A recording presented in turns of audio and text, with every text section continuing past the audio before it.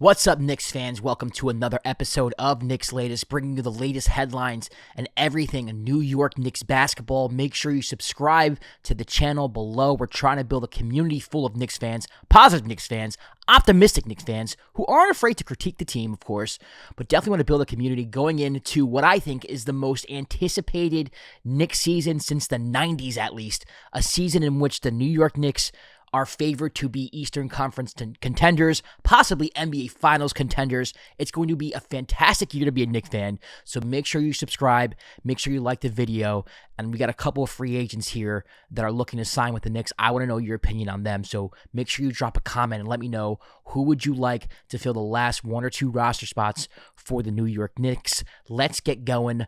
It's been reported by Heavy.com that it's possible that Malcolm Brogdon could come to the New York Knicks. Now, Malcolm's an interesting name because he's somebody who, back in the day, maybe 2 years ago, this would have been bigger news. He's somebody who I advocated for the Knicks to get at previous trade deadlines in the past. I think his ball handling, his playmaking, his three-point shooting is something the Knicks always could have used. He won a Sixth Man of the Year with the Celtics. He's somebody who's well respected in the league, always played great defense. The problem with Malcolm now is that he just cannot stay on the court. He's also getting older. You wonder if that defensive on the ball, defensive pressure can keep up. But when you're talking about vet minimum, this is something that might be worth it. You know, in the past episodes, I've talked about, maybe we don't want to get another point guard or shooting guard, because why would we do that? We have Deuce McBride coming off the bench. We have Jordan Clarkson coming off the bench. What's the point of getting another guard, especially when we have someone like Tyler Kloick, who we're trying to develop, and someone who's honestly the most pure point guard on the team, whether you think he should be in the rotation or not. We do have that backup option in Tyler. Malcolm is somebody I think I would make an exception for. He's somebody who's been around the league for a really long time. He's somebody who you can plug and play. He's not going to look to take over an offense, but he can also steer the second unit if need be. And again, we can still rock with Deuce and Jordan right off the bat to start the season. Malcolm is a good fill-in just in case a Jalen Brunson goes down, a Deuce goes down for a couple games, something along those lines. He's somebody who can fill that need of a ball handler, of a point guard who can set up an offense. Now, is it realistic that this happens? I'm not sure how much interest there are in between these two players. I know that the Knicks have shown interest according to Heavy.com, but this seems relatively new. I think it would be a good fit. Now, thinking about how it would work with Mike Brown seems like he wants to play fast. He wants to play quicker. I also think this would work as well. Good passer, just a solid basketball player. The only question with Malcolm, again, is his health and his age. Again, if this was 3 years ago, I'd be like, oh, this is a steal. Absolutely.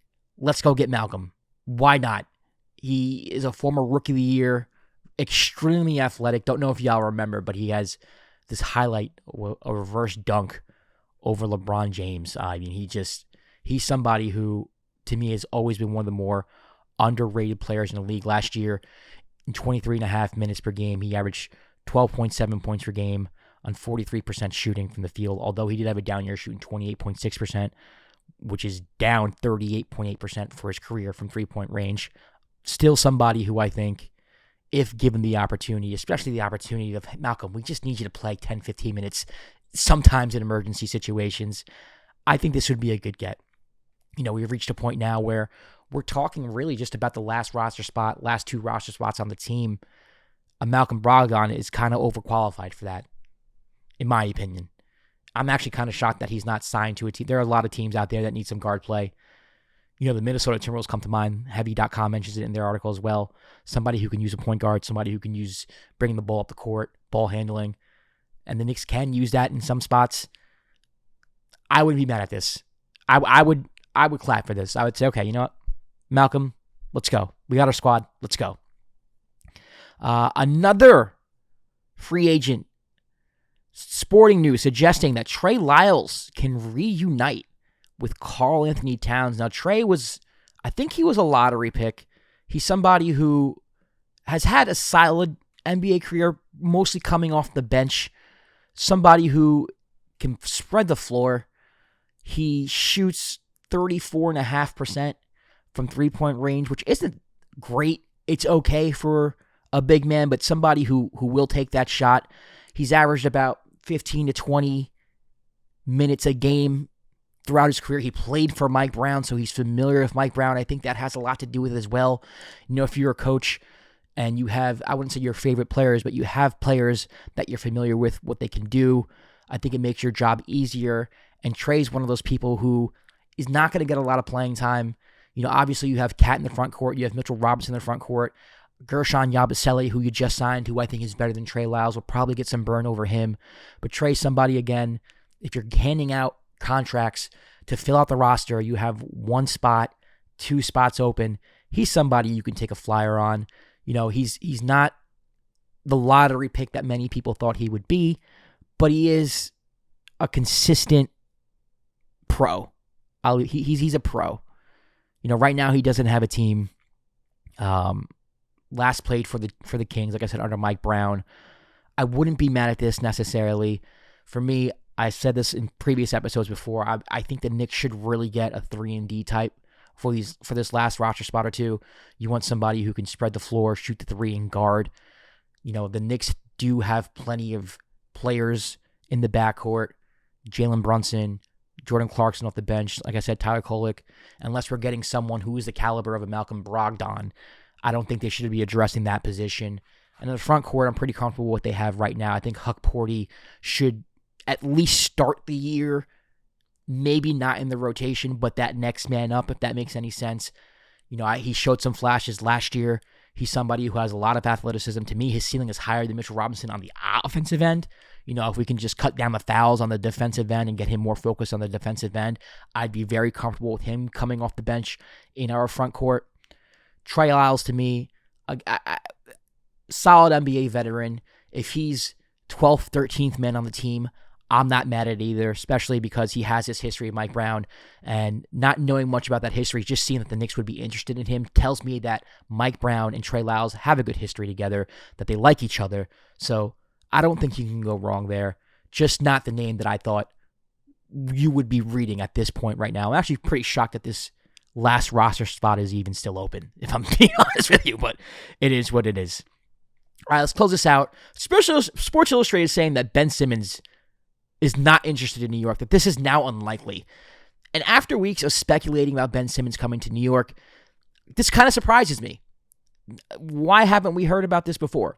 Now, all of a sudden, we're hearing that Ben Simmons may not want to play in the New York City media market, which makes me laugh because in the article, it quotes a GM, and I'm paraphrasing here, basically saying that he doesn't know if he wants to play in the New York market. You played in Brooklyn, which, no offense to Nets fans, playing for the Nets is not playing for the Knicks. It's nowhere near the same thing. There's no scrutiny. You're not being harassed. You're not being hassled. The man played in Philadelphia.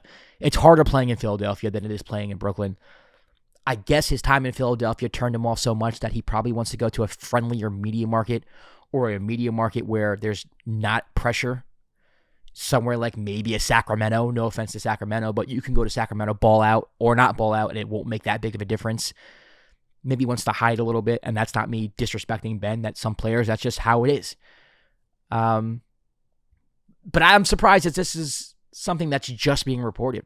I'm not surprised at the report. I'm surprised that this is just being reported, that this is unlikely to happen. Now, I've always said I don't like the basketball fit. I know there are people out there who do like the basketball fit with Ben Simmons. He's somebody who is a 6'10" ball handler who is a fantastic playmaker and a good defender when he's healthy. The problem I've always saw was you have someone in Josh Hart who defenses sag off of. You can't have two of those players on your team and expect to play them together, which means you have to stagger them, which means you're always going to have somebody on the court, pretty much for the most part, who defenses can sag off of. It would be a disaster. I don't think he could get as much playing time as people would think he would. It just wouldn't make a lot of sense to me to grab a Ben Simmons when you could only use him in certain spots. And to me, if you're going to use someone in certain spots and have that type of person on your team with that role, it should be a shooter. It should be a defender. It should be a scorer. It should be something like that, not somebody who kind of just checks into the game to fit in. That doesn't really make any sense to me. And I think Ben sees that. He doesn't like to fit either. I think the Knicks, they would like Ben, but it's not something, obviously, you're clamoring for him. This is the last two not even rotation spots. This is the last 2 roster spots, so it's not that big of a deal if Ben Simmons doesn't want in. Just kind of surprised that we're just seeing this now. Right? All right. Ben doesn't want to come here. Great. That's fine. If you're going to tell me his mental's not right to play in a city like New York City, I would have believed you. I'm actually shocked that I even think about that myself when his name popped up. It makes total sense. And if I'm a Knicks GM, if I'm the Knicks front office, if I'm Leon, yeah, you hear that. Even if it's just a rumor, it's got to pop into your head. Wait a second. This man had a bad experience in Philadelphia. Didn't show up to practice. You know, the infamous pass against the Atlanta Hawks in Game 7 of the Eastern Conference semifinals kind of broke him. He hasn't really recovered mentally. Why would you want to bring that into your locker room? Why would you want to take a chance on that? It doesn't really make any sense. You know, right now the Knicks are trying to build on the margins. They're trying to build a championship roster, trying to take the next step. Not saying that he would be a candidate to the locker room. I'm not saying that anything about Ben Simmons, but you don't want that energy in the locker room. You don't want those questions being asked. You want to go into the season fully healthy. Everybody knows their roles. No drama in the media. Ben just wouldn't make sense to me. That's all. I was just never a fan of Ben Simmons to the Knicks, and apparently Ben's not a fan of it either. All right, listen, let me know what you think in the comment section below. Make sure you subscribe to this channel. Like I said before, we're trying to build a Knicks community here. I'm going to be reporting on things such as Malcolm Brogdon, Trey Lyles. If I see that on the internet, I'm going to give you the source in which it came from so you all know I'm not making this stuff up. Not trying to do clickbait stuff here. Simply just trying to report what I see on the internet. It's a very slow time because it is the end of July. It's going to be early August. Summer League is over. Preseason hasn't started yet. Free agency is all but over, except for those who are still trying to be signed in restricted free agency, and the Knicks have nothing to do with that. So there's not a lot of things going on right now in the NBA and in Knicks Nation. But if there's a trade that you think should happen between the Knicks and another team, you know, there's a lot of discussion about Karl-Anthony Towns, OG Anunoby, Mikal Bridges, Josh Hart, one of those guys getting traded. If you have one in your head, drop it in the comment section below. Would love to have an episode where I take your trades and we talk about them. Right now, we have a couple weeks until preseason starts, till training camp starts. It's going to be a very, very, very fun season. So make sure you subscribe. Want to get the dialogue going before the season starts, before game 1. And I'll be here for all 82, ladies and gentlemen. So make sure you subscribe to the channel, like the video, drop a comment below. Do you want Malcolm Brogdon? Do you want Trey Lyles? Do you want Ben Simmons? Is there anybody else out there that you would like for the Knicks? Whether it's Russell Westbrook, Amir Kofi, someone like that. Let me know who you want to fill out the roster for the New York Knicks. I'll be back tomorrow with another episode of Knicks Latest. Until then, peace.